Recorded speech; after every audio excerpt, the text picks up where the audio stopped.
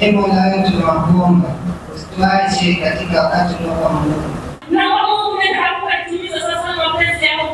Chuo cha Maendeleo ya Jamii Ufundi Misungwi CDTI kimefanya maombi maalum ya kuliombea taifa amani na mwanzo mwema wa muhula wa masomo wa mwaka 2025-26. Asante Mwokozi, ninaomba toba na rehema kwa yale maovu ambayo Yesu Kristo tumekukosea. Maombi haya yameongozwa na wanafunzi, viongozi wa dini mbalimbali pamoja na watumishi wakiongozwa na mkuu wa chuo Architect Charles Achuodho. Tunaona bila mkono wako sisi hatuwezi chochote.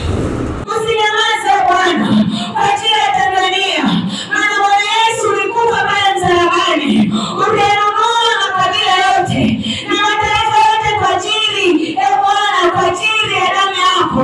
Katika jina la Yesu na mfama amani. Maombi haya yameelekeza kuimarisha amani kwa taifa, nidhamu kwa wanafunzi pamoja na bidii ili waweze kusoma kwa utulivu na kufikia malengo yao kitaaluma. Katika hadithi ya Mtume ametuhimiza tafuteni elimu japo ni masafa ya mbali. Lakini kwa Biblia pia tumeambiwa tufanyeje? Tumshike elimu kama tusimwache aondoke, si ndivyo?